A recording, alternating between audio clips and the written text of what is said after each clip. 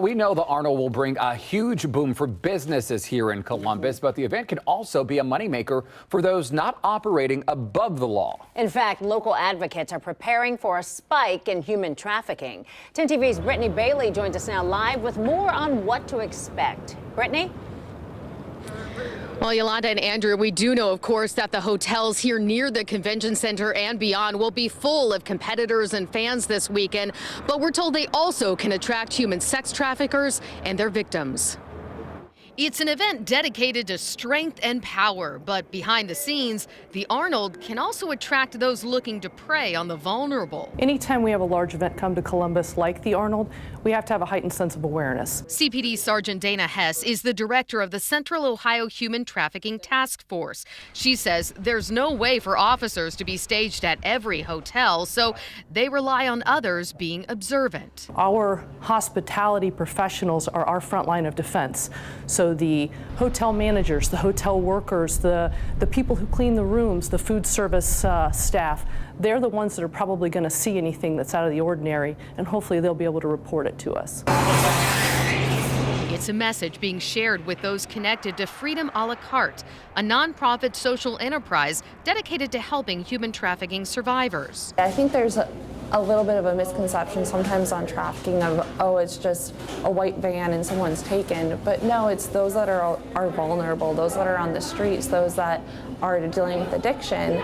Sometimes a trafficker will use that in order to get them to do something that they do not want to do. In the last 6 years, Freedom has employed 91 survivors, and the vast majority have not had another brush with the law. And Freedom is ready to help others this weekend if needed. Hey, if you see something that might not be right this weekend, to make sure that you're saying something. And many have said something. Tips are always flowing into the task force. If there is no demand for sex, then the supply is going to go away. I wish that we could eliminate human trafficking, but I can tell you I'm getting a tip every single day into the task force. Last year we had 365 tips come in.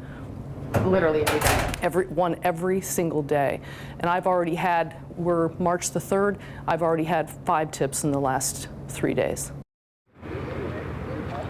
Well, Sergeant Hess says there's really no way to quantify how much of a problem that human trafficking will be this weekend or really at any time. But the task force is doing what it can to help. In the past year or so, the task force has trained around 90 members of our first responders units, social workers, hospital workers, and firefighters on signs to look for when it comes to human trafficking. And the organizational plan for the Arnold this weekend does include contact information for the task force. Reporting live in downtown Columbus, Brittany Bailey, 10 TV News. All right, thank you, Brittany. And you may be wondering, well, what should I be looking for? Well, some of the signs to look out for this weekend are someone looking uncomfortable or out of place, or someone controlling a group of young people. If you see something suspicious or you suspect human trafficking, Columbus police are hoping you'll call them and call the CPD non-emergency line. That number, easy to remember, it's 614-645-4545.